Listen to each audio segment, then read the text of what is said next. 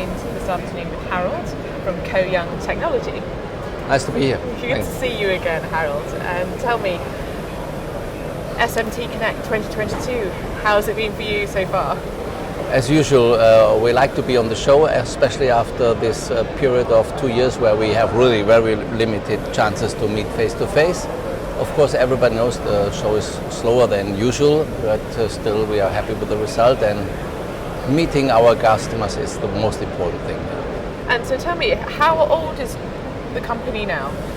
Yeah, we are just celebrating the 20 years anniversary with Co-Young. So Co-Young is in this business a quite young company, and when Dr. Ko decided to found the company with a focus of this inspection business, he was really jumping in the shark tank. And the technology, utilizing 3D technology, was his passion, and this was also the revolution in part. And since then, this 3D technology is really moving with us and driving the innovation. And now, after 20 years, I think we are known in the market. So it sounds like you're almost going through a life cycle, as it were. So you've jumped into the industry. Now people know who you are. Why do you think that's the case? What's the success behind that? I think looking for the innovation, looking for the change in something, not just following. And he really doesn't like the Me Too.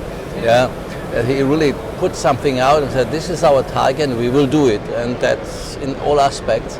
And I think this is the driving power and the innovation. That's why we came from just SPI.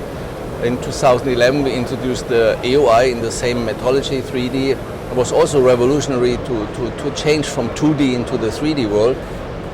And it was successful after years. And now we are again new products in the conformal coating, in the pin inspection, and our latest, and I think it's very promising. We all know it's the semicon business, which we are now since very successful in let me say outside Europe. We all know we are a little behind in semiconductor production. But now we all know the CHIP Act, and semicon will be back in Europe, and we are ready to provide the solutions. And this is also that even the future is nice to see. So talking of the future generation, and looking at the gap that we have at the moment in terms of that skills gap, how do you think Co-Young Technology is going to be leading the way, I suppose, for others? I think there was a lot of topics in previous discussion, and I think very, very clear and simple is you cannot hire the people when you need the people. So therefore, you have to start completely different. You have to give talents the chance to jump in. From an outside view, our industry, and not just our measurement technology, the industry seems not very attractive. Maybe a gaming programmer is more attractive.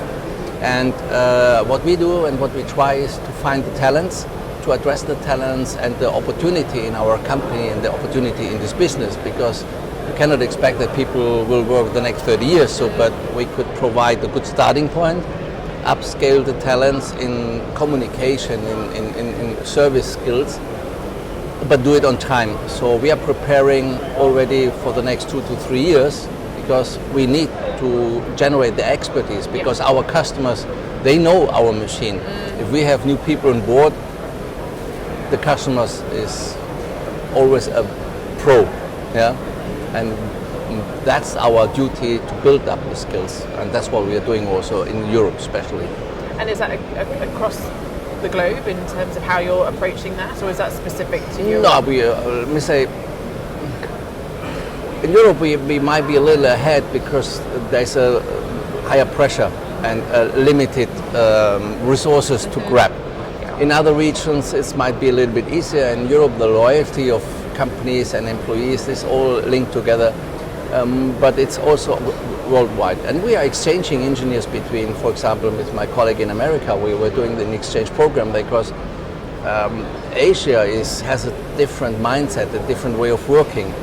And even from there we have temporary people on a kind of exchange base, because the demand in Europe is different and America is close to. So if we are learning how to utilize the methodologies, and it's increasing efficiency, that's very simple, and it's open the mindset of the people. And I imagine a lot of people are still in that sense of risk averse and trying to make sure that people are feeling safe in this uncertain climate that we're finding ourselves in? Yeah, we all know that you feel the uncertainness. It's in the investments, and people say, what will happen? The component shortage, why should I increase the capacity in my production site when I don't get the components?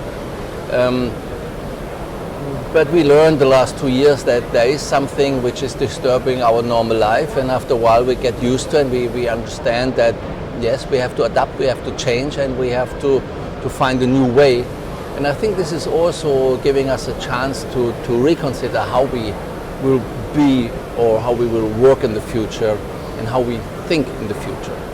In essence, it's almost like a rebirth, isn't it? So you kind of start. Yeah, I think it's a rebirth is one thing, or back to the roots and reconsider what to do and making wise decisions. And it's not easy under this all dynamic influencing changes. Yeah? So I think it's a mixture of both. Going back, what I like to reach, catching the innovation, catching the future, catching the needs of the future. And if you think about 5 years ago, nobody would reconsider that there's a reshoring from Asia. It is like it is. We buy the parts and that's it. And now everybody is reconsidering, and it's very clear. It's not only the labor cost. We lost the capacity of production to other regions because of the labor costs. But today's factories, they are manless. They are little people. That means there is no reason for labor costs. It's just the know-how, the willingness, and the need. And the need is there. Harald, thank you so much for your time. Thank you.